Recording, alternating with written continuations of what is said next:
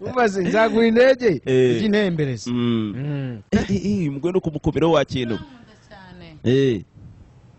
yego sinjya nkunda kuvuga amagambo menshi ariko yego yanje irahenda ariko n'ibikorwa bya Isayi by'urukundo nabibonye ubundi ngira nabonye kuva kare bati bano bantu ko bakundanye mu buryo buhambaye cyane nabibonye kare kabisa ubona urukundo n'ibana fo ariko umwana ufite mwene mugabo ugaragara nyiragira amakesi Bernadetta n'abanyabirombe mukunde ntazana gucika wa kintu kandi dufite amafaranga kandi turi mu kazi wenda n'ibinaba ariko uzagogere yenda umwana umwe gasinya ashobora kugogera kuko ukunda ari ukugira ufite ibya mirenge ku ntenyo ukagenda ntago ngewe navuga ngo ngiye kukugogera ngiye kukugogera byatera wa mutima mubi ngo reka mugogere ngo mwice ngo yajyanye ibintu ahubwo ngewe niyakira ko wagiye nk'umudamu nyine twahuye yego kavate n'ubundi ngo nzabaho nkuko nabayeho mbere ntabwo tutarahura izi nyigisho nkubwira none ahangaha nazihawe n'abasogokuru cyangwa n'abagabo nabonye hari abagore barwanira n'abagabo mu kabari kabo mu kabari umwe ngo ntibazigiye iposho ngo ntabwo ngo wishirire umwana ngo ni gufite abagore 6 nkabona bararwana nabonye intambara nyinshi cyane urumva rero ntabwo najya kurwana n'uyu ngo mu makorota y'iwabo reka ubwo yagiye navuga ati kijyanye nyine korota zibona najya kumureba uzi ikintu naba nirinda nge ninjye wababara umutima cyane kuko nababara nkaba nanamubabaza nawe ariko akantu mbwiye ni komana yes tubahaye ikaze kuri MP official by'umwihariko yakanze subscribe nawe utari wayikanda tuguhaye ikaze muri kiganiro hano imbere ya kamera tubafitiye abatumirwa babasirimu cyane mwatangira mubibwira kugira ngo tubane tuziranye nitwa Ucedusenge Isayi nanyandika ni ibitonderwa Josephine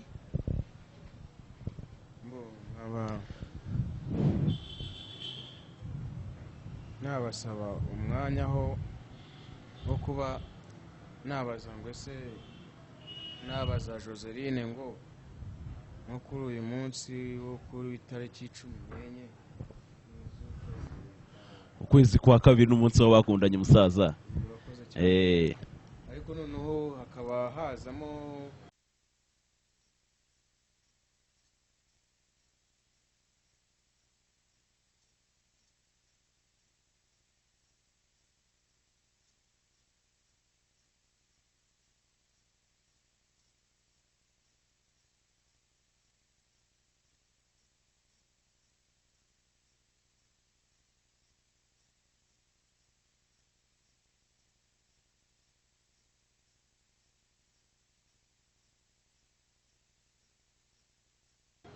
urukundo nsigaye mbona rutakira urukundo ahubwo rusigaye wenda no kuba business binarenze nibaza ngo ese urukundo nk'ubu turimo kuvugana Joseline uramutse uhuye n'abantu benshi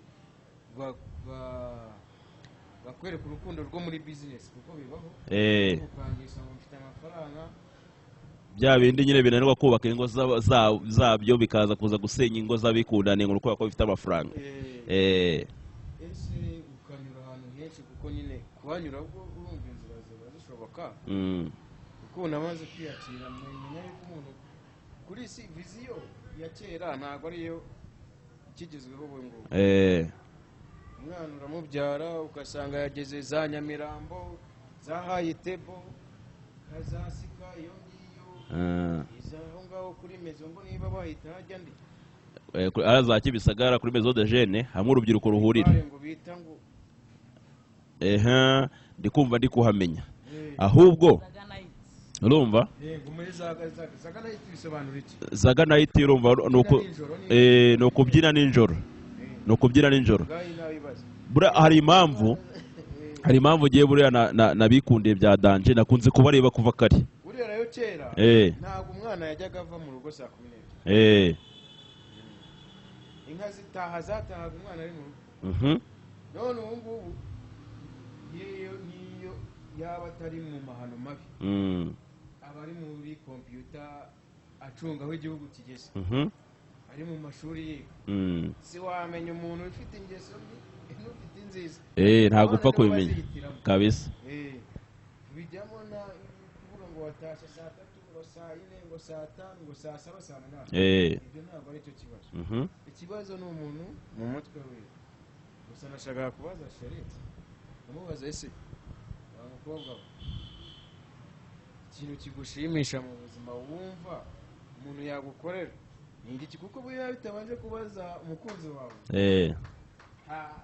arege utamenya icyo ugomba kubugomba ugasanga bamuhubukanye ngo weza Joseline noneho Mike wana kabisa mukubita n'akantu k'agakisa ariko bandi kugira ngo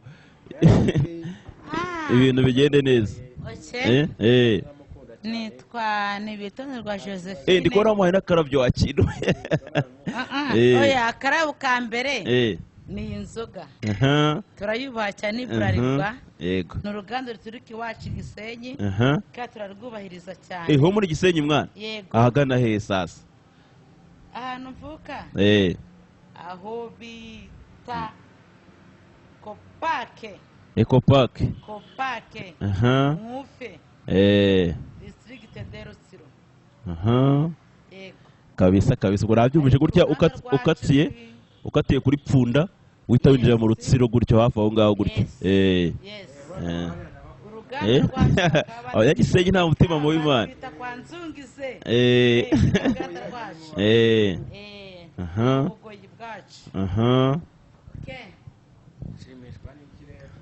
umugabo yakubajije ngo nshimishwa n'ikintu cyatumije nzi Kigali Kigali ni amahanga kandi higisha ubumenyi ndetse n'ibindi byose kandi gikurikiyeho nkunda abanyarwanda cyane by'umwihariko umugabo wawe none hari ikibazo bari kukubaza urumva umugabo wanjye cyane kurusha ibindi byose nabibonye kuva kare kabisa umufitiye urukundo aho ariho hose byakurikiraho ukunda Bralirwa yacu cyane kurusha ibindi byose kuntu ngende urumva ko akantu ka Bralirwa takwiye kubura ni ikintu cyane ukunda cyane ushimishwa n'ikijanze n'ugukorera batazakuntwara batazagutwara uzakora ibikorwa by'abagabo kuko njye nkunda Bralirwa uruganda rwacu bivuze ngo ikintu asabwa ni ukugira ngo Gisele ataza kubura agacupa byonyine kandi agashyira Bralirwa imbere cyane urumva ikintu usabwa musaza ubwo umunsi wawe ubuze icupa umenye ko kazaba ubwo uzakora uko ushoboye kose agacupa kaboneke nkunda Bralirwa cyane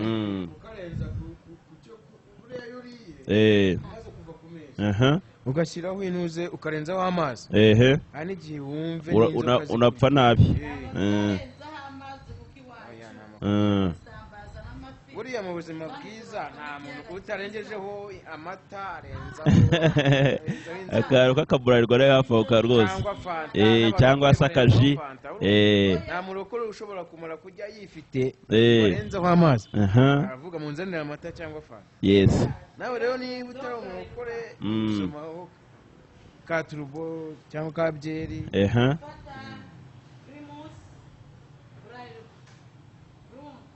hanyuma noneho nkibaza icyo kintu nicyo kigushimisha ndakubaza Bralirwa ntihagira undi mugabo yiguhera ibaze rero urahura dayiteri wa Bralirwa noneho n'uriya utwaye rwa rumodoka runini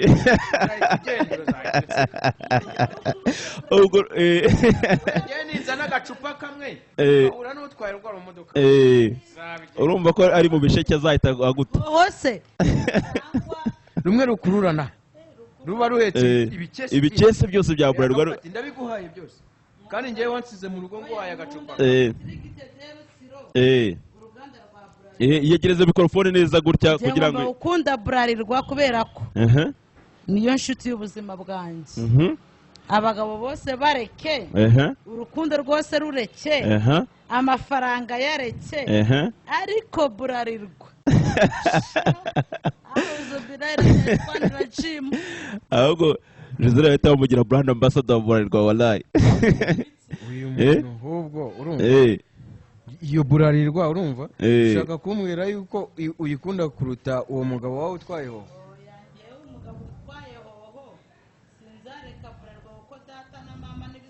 Nakubajije oya nyumva ngomba gukunda Bralirwa. Nakubajije ngo njyewe niwumva mu rugo nguhaye icupa rya byeri rimwe ukagera ku muhanda ukasanga umushoferi uvuye ku Gisenyi iwanyu si iwanyu atwaye rwa rumodoka rwuzuye yarangiza kurutwara akavuga ati zose zinywe ugeze aho ushaka ntabwo azahita kuntwara nkakubura nkajyama mu buriri nkakubura kazaba atwaye Bralirwa yose utwaye Kigali y'icupa rimwe muyinywa mubabaye kandi iri kuva ku mazi urumva wowe uzaba uvuze iki ngaho siko Gisele akubwisha kuri ku munsi w'abakundanye umusaga hari ugira kuntu umutereta no basi njyewe ntabwo nahatereta nta nicyo narenzaho gusa ikintu nabwira abanyarwanda bose ndetse n'abanyarwandakazi n'abakurikiye barabaze kuza kubona video n'abadukurikiye twese n'amategu turebe sinzi numvishe muri kuvuga ngo muri no kudukamera simbizo icyo nababwira nuko isi y'iki gihe ukuntu yubakitse ukuntu yubakitse icyo ubonye cyawe cy'uwo munsi nicyo cyawe kubera yuko umugore muba muri kumwe cyangwa se umwana muba muri kumwe wako kanya ntabwo ari we wawe iwacu ni mu ijuru niba uri kumwe n'umuntu ikavaringe wumva hejirize inshingano zawe utanga iyo byeri imwe nimba abonye umuntu umuha byeri 5 ubwo tayari mureka agende kuko nawe ari wowe wagenda urumva inshingano zanjye njyewe urumva namubwira nk'urugero njyewe ubu tuvugana ndi umupatiseri ariko ushobora kuza ukambwira ati mbo njyewe nagwemba 300 ukandokirita ako kanya ugatunsinyisha sheke atinyisinya wa mu bosi ntamenye n'igihe nagendeye kandi atagiye no kundongora nta n'ibyo by'ubuntu ngiye kujya umugore rero kugira ngo bamugutware ni nk'ako kanya ntabwo iyo haje ukuruje umufungo ni direct ariko ni no kuri baje Gisele n'umwana mwiza kubwije ukuri ubundi intambara turwana mu isi urumva yahereye mu ijuru Imana irwana na Satani ubwo bangaba nuko bari ku isi bayibona bakagira ngo ni nshyashya byatangiye kera bamaze gushwana baza muri Edeni gushwanyisha abantu Imana yaravuze ngo wasi we ugushije ishyano kubera yuko ikibi kigize gute kikumanukiye ariko mu ijuru mugire gute nimwishime none se umurinde wo kutakira iryo cyano ngiye ubwoko ubu ngubu ndamutse mbonye Imana nayibaza ngo kuki wadutuyeho ikibi ukagenda ukikingirana nayo yahita insubiza ngo wanyirukana akuzi ko abantu bashobora kuba arimo akarengane mwana ubundi kuki utamwishe kuki Satani atamwishe uyu munsi Gisele abagukunda apana kugusimbuza Bralirwa uyu nguyu sinamurenganya kubera ibyo avuze ahubwo arakoze kumbwiza ukuri ubwo ni bya bintu byahereye hehe mu ijuru Imana ishwana na Satani ariko hari n'andi makuru umushe ngo Imana na Satani bagwara ukuntu ngo umwe ngo ari umugore undi ari umugabo ngo bakoze divorce ibyo by'abagore n'abagabo urumva uko Imana yabashije kuturema turi abagore n'abagabo nabo mu ijuru ntago haburamo abagabo nabo bararongorana bose bo batarongorana none mwitangiye ibice 6 n'ahantu wetse ngo bamareka ngo bajyaga baza kurongora abakobwa bo mu isi akwa mugane Satani n'umugore koko kubera agomeze nka Satani wenda umugabo abasha kwihangana abagore barakumena umva se kwenda nanjye kwihangana mvuga ngo intambara yahereye mu ijuru ariko yo mbonye ibyo umugore uravuga ati umugore ni dani Gisele ari gusoma agacupa aho kujya gukubita ubuntu bw'ubukisi ku munsi w'abakundanye uyu nguyu yashobora ntureba nk'ubu ngubu ashobora kumbwira gutya amagambo ambwiye yose sindi kumuguyaguya seti sheri tidutahe dutahe mweretse umujinya avuga ati ntago mugeze ntukagire wakora umugore wawe mwana wese no muri ribu ubwo se wowe ubu namushaka yenda uvuga ati nanamupfumbate urumva na santima wumva zaje kandi unamukunda kandi utari bujye no muri iyo mihanda wari wabona umukobwa ufite oya umukobwa ni mwiza mwana ni mwiza ahubwo wowe ikintu cyo gukora kubera karo kanya iryo cupa iryo cupa ntuzaribure ariko no kutaribura urumva nzaba nzi neza yuko umunsi yagiye ntagaruke hazaba habonetse utanga amacupa maze ufite amahirwe ntabwo akunda esanse abandi bakuba ati ngiye nkunda imodoka kandi ugasanga nta n'igare ugira bizamfasha mu bwonko bitandukanye n'abandi bantu kubera nzaba ngenzi yuko bibaho nzaba nariyakiriye ku buryo nagenda nzasigara ndi wa wundi cyangwa icyemezo wafashe atari wa wundi usanga atonganya inzira yahendewe mu isoko umugore ngo yansize akajya mu kanwa kandi n'ubundi mwarahuye ukuze ahubwo uriya bintu ubundi nawe biterwa n'ikimana reka jizera kurishira hasha yuko mana we sikora giye kwita bikurikirana yesu we kandi umugore niwe wagucitse nibyo mwafaga ntabwo uri kugenda utonganya abakozi ku kazi kandi amakosa atari ayabo ari wowe ku kazi bamwe urabirukana urabatesha umutwe ariko ufite umugore mwiza mani biri seriye oya ntabwo wangiye kubera iki se kubera iki atari umugore wawe mwana uyu ni umugore wanjye kubera turi kumwe ariko umunsi tuzaba tutari kumwe ari uw'abandi nawe nturi umugabo cyangwa uri umusore ngende umusore uri umusore abagore bose ndabemerewe ariko apana bambitswe impeta n'abandi reka nkubwire mu buzima bushoboka bunabaho naguhaho ukuri twese turasezerana tukavuga ngo tuzatandukanywa n'urupfu ariko mu by'ukuri gushoboka hari n'igihe mu kirori cy'ubukwe umugabo yatarongoye umukobwa barongoranye mbere umukobwa arongorwa n'umusore bakundanye ibyo bita ngo ni ugusezera yego muri wa muhindi bita ngo ni umuhuro byari ngo wenda yitegura kujya gusasa ugasanga abanje kujya gushaka wa wundi bakundanaga mbere ati urabeho uragiye reka gusezerera kandi burya ngo wagusezeye ngo n'igihe ngo akongera ngo ibintu by'agashingura cumusha nese ubu reka mubaze isugi mu Rwanda rizingana iki ushobora gushaka iyo umuti ntuyibone niyo umuti ushobora no kutayibona kuko buriya Yesu ngo Yesu yabyawe n'isugi uyu munsi Yesu agarutse ashatse kugaruka hari isugi twabona mu Rwanda nakubwira harimo umugore wanjye iyo murebye mubona nk'isugi kubera impamvu mubona nk'isugi yego ntabwo ibyo ngibyo mbyitaho Gisele ko numva ashobora kuba yarabonye umugabo umukunda bya danje ako kajambo umugabo wakubwira akavugaho iki nagweze mikrofone tubwire uyu mugabo ndamukunda cyane ndizera yuko mu bagabo nkunda naciye muri benshi ariko mu bagabo nkunda cyane uyamera igitego noneho akabazo k'amatsiko sasa urambwa uko bisa kose ntabwo uri umwana wakundanye n'abagabo benshi wenda umwe ukabona ntibivamo ni uko iyo umutipe wamubonye ukavuga ati umutipe nanjye nzamugwa inyuma urebye igihe nagezemo cyari kigoye cyane naje mu mujyi ariko kuza mu mujyi mu bantu barenze miliyoni 200,000 hano tureba ibigabo byinshi ntago abagabo nigeze mbona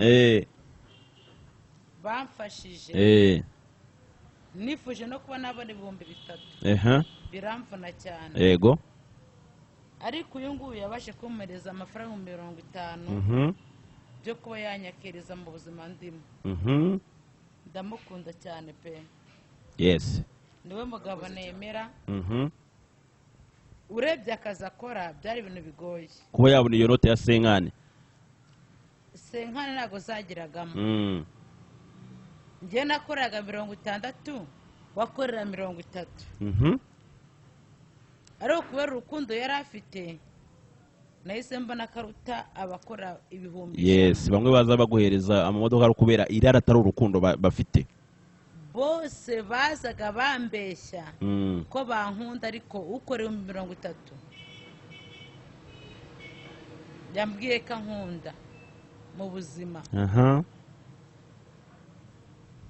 niyo mpamvu namukunze namusanze yoza ibyombo wari kugeza n'iyi saha sinifuza ko yoza ibyombo ahubwo nyifuza ko yakora indi bizinesi irenze koza ibyombo yes njye nzayimuha ndabirembereyo y'itangazamakuru amaparatini ubwo dusobanura wenda nk'abatayazi ihereze mikorofone twumve. amapulatini mfata nyine iforomo z'imigati. Yego. nkafata ifarini nkayikora neza, nangiza ngashyira ku ipulatini nkayipangaho neza, nkahita nseseka mu ifuru. yasanze mbyoza rero agira ngo ni ibyombo. Okay, ubwo nibyo bita ngo patisserie et boulangerie, gukora ibintu by'imigati n'ibikomoka ku ifarini byose. ariko ngiye mukunda numva ko yoza ibyombo. abantu benshi baravuga ngo kuki wo byoza danjye nakazi ntako. Hoya akazi kose nakazi kagwa amafaranga mwana. ariko aho bigeze njye mfite igihe cyo kuba namufasha kubera akazi akora, akikora ku giti cye. Yego. ng'umugoyikazi ndabivuga nemye bazafasha uyu mugabo pe. ku buryo noneho nzongera gusura Gisele n'umugabo we munyereka ati iyi ngiyi ni boulangerie yacu. yewe n'umugabo wanjye ndemera kumufasha, kagomba kureka gukorera abandi. iyo boulangerie muyifungura shaka bisa rwose. ako ka boulangerie muragafungura muzahite mundabura nze tugatahe. kuri iyo filime amazi cyakoze wakintu ushobora gutuma n'abawe baraze gushaka uyu munsi bahita bakora ubukwe. uradukunda kumva inkuru. ese kubera icyo abantu banga gukunda abantu kuki banga gukunda abantu uri kumwe n'umuntu mwateguranye, mwarateguranye ubundi buri ikintu kiba kibi mu buzima urakizi. uzi ikintu kiba kibi ku buzima. muheze mikorofone atubwire ukuntu agiye kwita gushingira boulangerie mu mujyi wa Kigali aho kwita baka bose.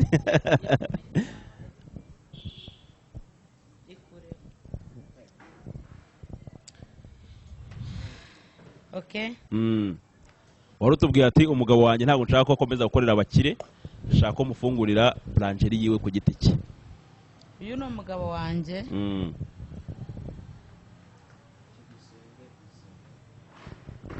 dusenge Ezayi ndamukunda cyane. ndi umunyamafaranga pe.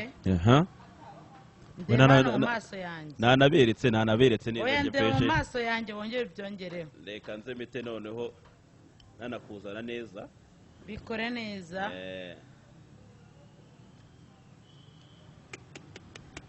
cyakoze Izayi.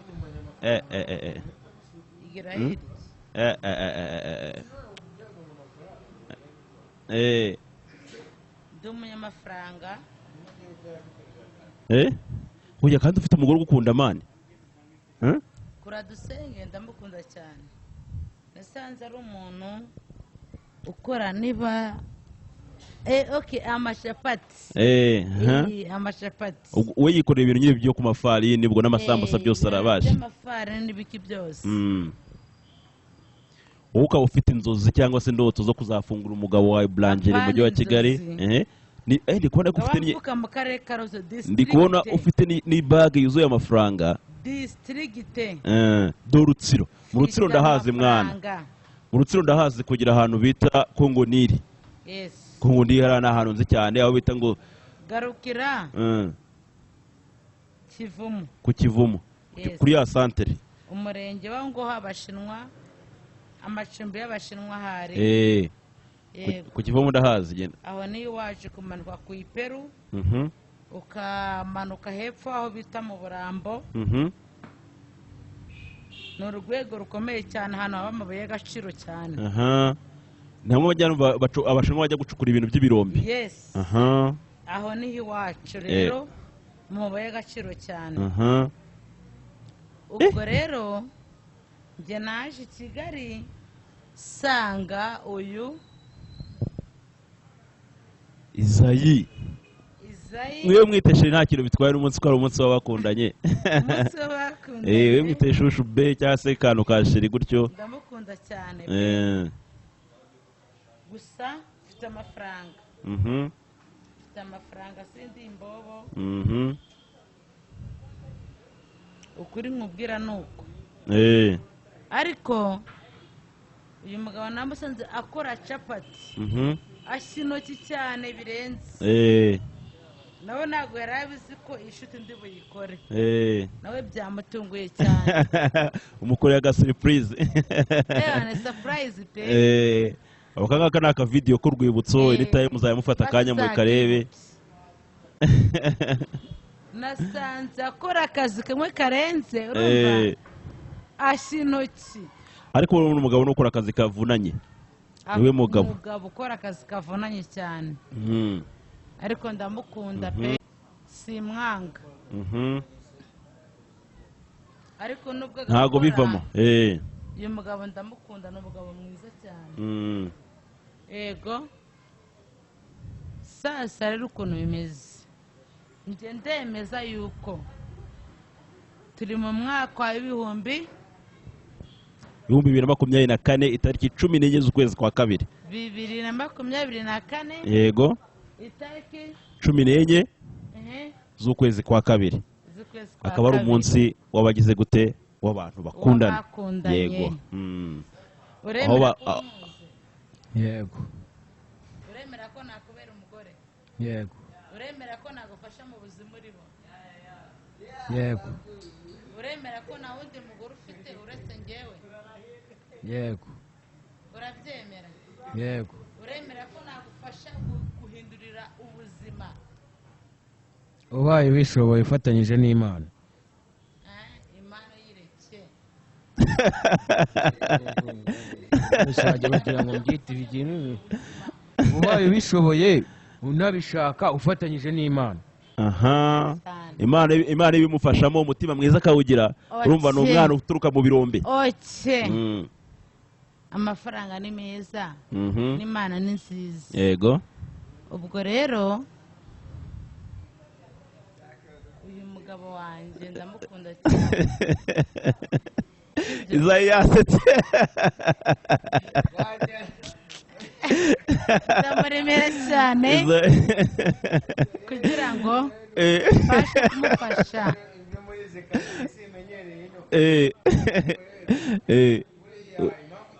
simenyeye ibyo muri izi karitsiye abana bajye bumva imyaka ntibakumve karitsiye yego cyangwa ngo agace cyangwa iki iyo mvuze ngo sinuye muri izi karitsiye sinakubeshya ahantu Imana iba urumva mba nkubwiye ibintu byinshi cyane by'ubwenge iyo mbonye uncanze cyangwa ukambwira ibintu ngewe mbona bimeze nk'inzozi yego uzi ijambo ngusubiza ubwira ngo ntago nakubeshya sinuye muri izi karitsiye sinakubeshya ahantu Imana iba ibyawe ntago ntabimenya niyo mpamvu yo gushaka gufungura bizinesi mu mujyi wa Kigali ugaseka abantu bake ntabwo yumva ko bagomba guhuzwa n'ukuri kw'abakire umuntu w'umukene wese ahora yifuza yuko yahura n'umukene sibyo yego ariko ukibaza ngo ese ko ndi umukene gute umukire yankunda kubera impamvu ngenda mukunda pe ndashaka umuntu wita Izayi ejo bundi buze kuza kumubona afite uruganda rw'imigati mu mujyi wa Kigali yahuye na boss ready wowe byumve neza ko ndi umunyagisenyikazi district Zerusiro umuntu utuye mu mabuye y'agaciro kandi agukunda Izayi ntabyo yarazi umugore mufate neza wewe ufite ikiro wewe ufite ikiro uba wakize barakuyorera ngo barakuyorera wowe uyatuyemo ahubwo nzagura indege y'intemberezi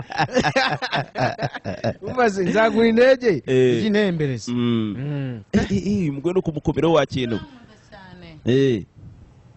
yego sinjya nkunda kuvuga amagambo menshi ariko yego yanjye irahenda ariko n'ibikorwa bya Izayi by'urukundo nabibonye ubundi ngira nabonye kuva kare bati bano bantu ko bakundanye mu buryo buhambaye cyane nabibonye kare kabisa ubona urukundo n'ibana fo ariko umwana ufite mwene mugabo ugaragara nyina amakesi Bernadetta n'abanyabirombe mukunde ntazana gucika wa kintu kandi dufite amafaranga kandi turi mu kazi k'amafaranga wenda n'ibinaba ariko uzagogere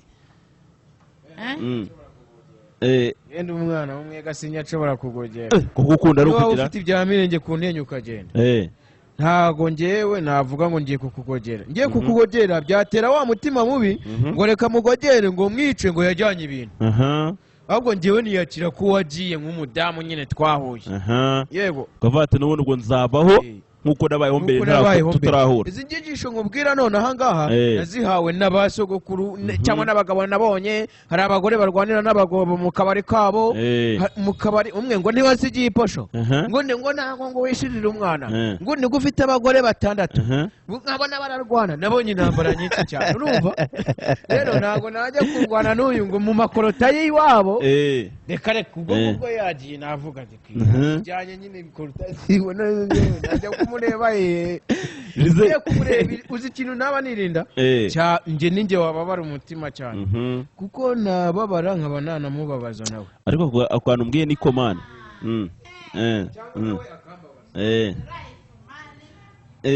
tugeze igihe cyo kuba twabwizanya ukuri. Ukuri niko kuri kandi niko kuri. Mfite umugore, mfite abana, gusa ngewe ndagukunda, nta kibazo kirimo. Mfite umugore, ufite abana, uku niko kuri. Uku byumva neza. Gusa iryanjye ni turubokingi, uruganda rwa Bralirwa mbasha kurushyira imbere cyane kurusha ibindi byose. Aratangiye kandi ukuntu ibintu bimeze. Uri umukobwa mwiza. Umva ikintu cyane ntawe utagukunda, ariko se niba ukunda n'abandi bakagukunda tuzagukundira rimwe twese umunsi umwe cyangwa isegonda imwe. Usanga turwaniye mu kabari akantu gato, turwaniye mu nzu baranteye ati twaramukunze. Uyu munsi hari indirimbo bita ngo niba hoteli Kiyovu. Turawumariye n'uwanjye cyane. Akantu gato reka tugasire hano njye mukora akazi neza kandi mwakwera mwigize. Ngende umunyamakuru kabisa. Cyashimishije na sheri wanjye yambwiye ati ngewe nabonye umuntu woza ibyombo, ati mukunda kurusha abantu twahuye bafite n'amamodoka. Yego icyo kintu yavuze buriya ukuri gushirira mu kiganiro. Ageze naho avuga ati ngewe mfite imirimo ya korota. Yego nubwo wenda nibyo bya bintu nakubwiraga ngo buriya ugomba kwitondera ahantu ugeze akaba ariho ufata, kandi nabwo ntuhihe hose. Yes yego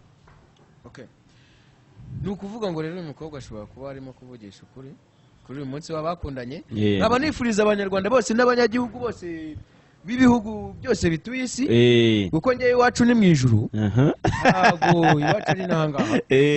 Kugira umunsi mwiza w'abakundanye. Murakoze cyane. Rizere yasetse yatembagaye. Thank you very much to go home. Turamakunda cyane sibyo? Nk'abanyarwandakazi uyu ni umugabo nkunda cyane. Ni umugabo nakunze yoza ibyombo. Reba ari kwibebezwa.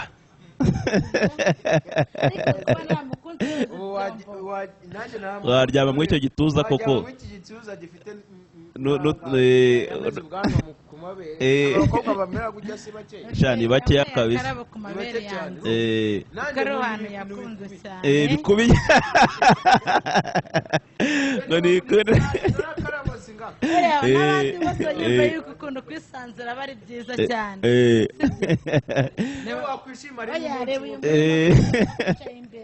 Gusa nyine bya bintu by'uburaya sibyo mbari. Hoya dukunda uburaya. Ntago dukunda uburaya. Yes.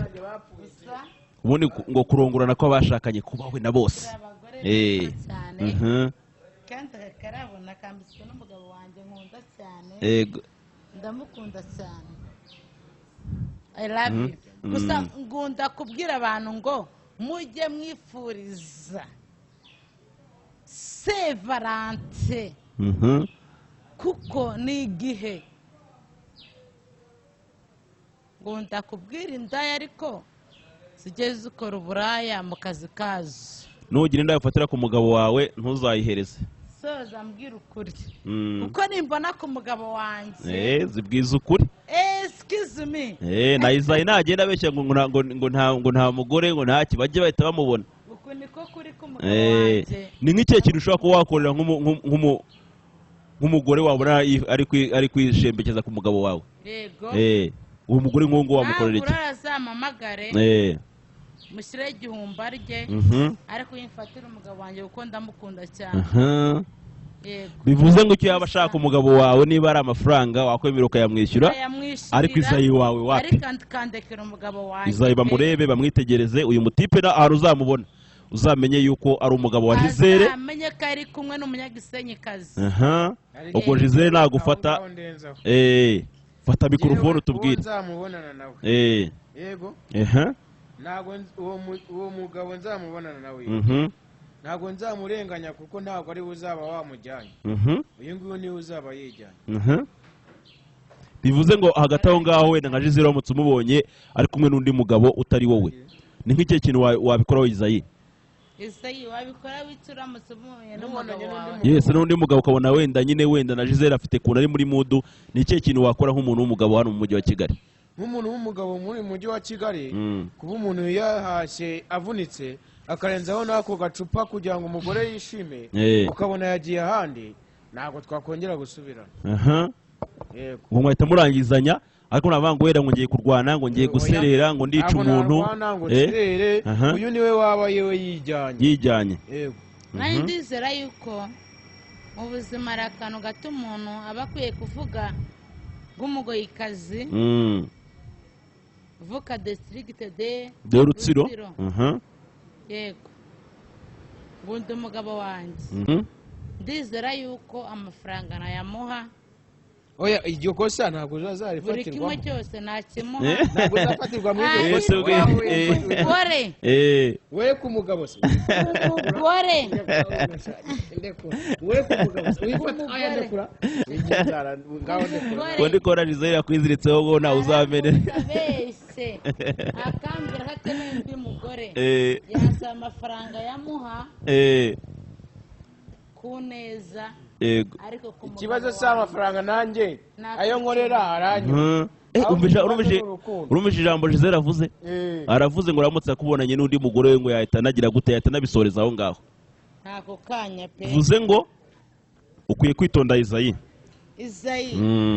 itonda gukunda cyane avuze ngo iki aravuze ngo yanakwica n'umuntu ngo aramutse ngo akubonanye n'undi mugore n'ubundi usanzwe njyewe ntabwo nsanzwe mbikora abashurashura ntabwo ngenda gukunda ntabwo amafaranga ukeneye yose ashoboka ndetse na keya ntuzigere unsuzuguza maraya cyangwa n'abandi bose muri iki ni ikiganiro hari abantu nabonye ngo babita ngo bashugamame ngo bagafata amafaranga ngo bakayahereza abasore bakajya ngo babarongora gusa abasore biyise ngo ni abapfubuzi ngo wa wundi ugera ku mugore wawe ngo agacukura koko none nanjye ugiye kugira umupfubuzi ariko Gisele acyari umwana mutoya manje ntabwo aragera mu rwego rwa shugamami wishugamami ni nko guhera mu myaka 35 40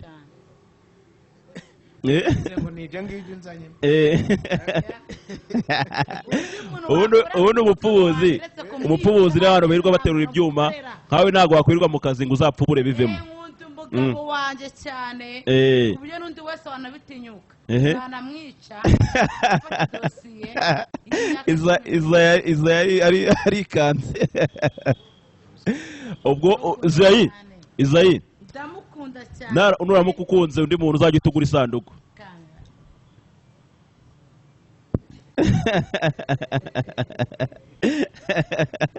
Isayi kabisa cyakoze ufite umugore ugufata neza mani yewe hari igihe bahinduka nk'inzoka ibyo gukorera gutya agahita yindi kweri kumura abonye Gisele ko mbona ahora yishimye nta kibazo cye ubu yarakara akabishobora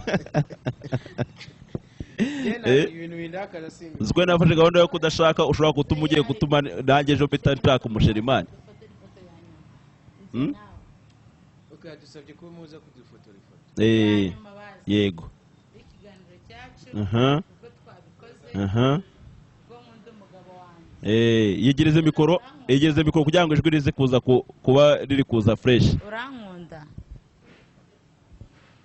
Njyewe ndagukunda yego, gusa njyewe bitewe nuko nabanje kuraranganya amaso mu bantu bakundana n'ukuntu bangana yego, mba ngira ngo uba uri seriye mu byo urimo. nanjye naganye urugamba shire ndagukunda cyane. Bibaye ari ibyo ntacyo byaba bitwaye. Ndagukunda cyane pe. Icyo nakora ugira ngo ukunde. Nta mutima. Icyo ushaka cyose nayigukorera. Ariko mbabarira unkunde. Iza yabayeho neza koko. Iza niyo muntu ubayeho neza mu mujyi wa Kigali ukuri kwibana. Bishobora kuba uru rugo rwaba rumeze gutya rukara rusenyutse. Oh yes. Nabibonye se barara barwana aho ngaho. Ibyo bintu bire. Gute se? Ndabwiye mu bagabo bayeho neza mu mujyi wa Kigali uza ku mwanya wa mbere. Ukuri kw'Imana. Se nkubeshye bana. Yego ndagukunda. Ongera? Yego ndagukunda. Ongera? Umunsi w'abakundanye siwe turi kumwe sheri. Iza afite isoni.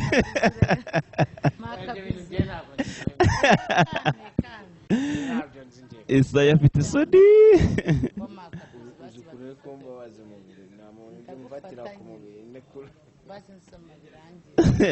Isa hakaye umugabo umugore wawe.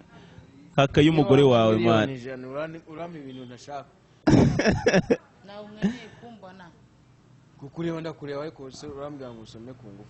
Soma nyine. Nukuzabwira abagabo ngo nanjye nasigaye mu rugo ngo nsome. Ibyo bintu ntabwo. Ushaka umuntu uri serious. Yegeze basi ntubisome. Ushaka umuntu uri serious. Nyine byegeze kandi ntubisome. Etse mwe ukuntu mbigenza.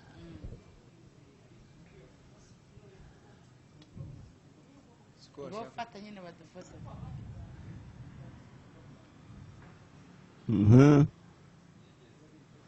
Agafoto kajemo kabisa. Akase ni gahagije.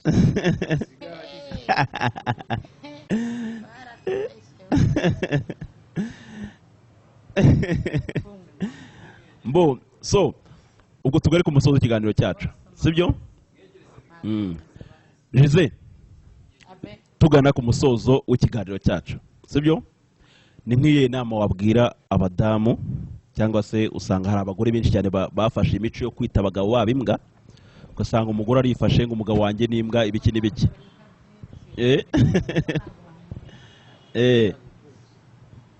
Ni nk'iyo nama wagira abo bagore kwanza? Ngiye inama nagira abantu abagore benshi bakunda kwicuruza. Yego.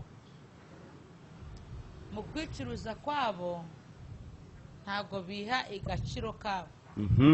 Kandi Kagame yaravuze ngo kwitwa umunyarwanda agaciro ka mbere ni ukwiha. Ni ukukihesha. Kukihesha.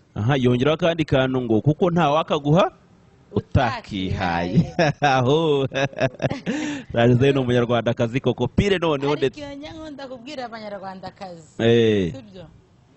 Bw'ubu njyewe nageze mu mujyi mfite imyaka 12. Yego. Ariko ku rwego wo kuvuga bavuga ngo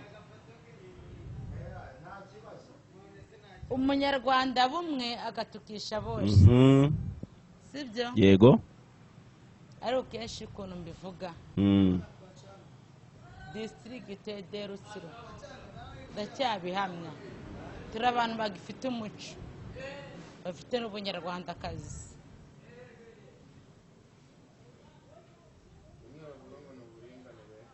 Gusa iby'uburinganire mu bireke wituvugiramo ko Repubulika y'u Rwanda wituvugiramo ntabwo uzabidukoreshamo. Umunwa wawe ntabwo waturwanya kuko na Kagame ntabwo aturwanya. Arabashyigikiye. Aradushyigikiye. Akureba nabi muri RIB. Ngo nutubesha muri RIB. ntawe uzakaguha. Bakavuga. Buretse gato nkwe gato. Buretse gato nkwe gato. Ngo baramutunga urutoki muri RIB.